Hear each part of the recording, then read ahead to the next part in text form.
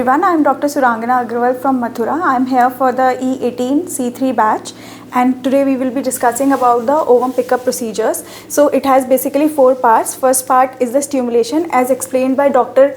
Pallavi in the previous video. It is done through a long protocol or an antagonist protocol.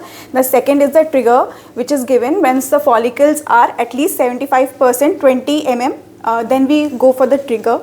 And after the trigger, we go for the ovum pickup.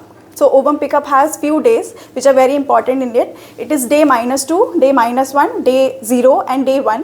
We will be discussing this, and after that it is the post ovum pickup, what treatment has to be given to the patient. So coming to the stimulation, as I have already discussed, on the trigger we have discussed in the antagonist protocol and the long protocol. The trigger is given basically with the decapeptide and, sir, am I right? Decapeptide and in HCG, yes, HCG.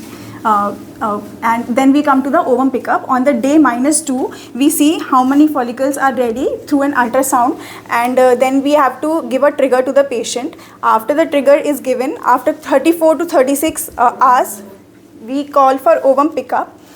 So on the -1, we have to make sure that all the consent forms regarding the ovum pickups are done, completed, and before that all the payments which has to be taken, all the finances are cleared, and also our embryologist, anesthetist and our nurses are ready for on the day of pickup, so that we don't have a mishappening. And on day 0 we call the patient, and we plan our pickup such that our pickup is completed by 9 or 10 o'clock, so that the post-op monitoring is done well during that period. And in the post-op period, in the hospital, the patient is monitored for 5 to 6 hours.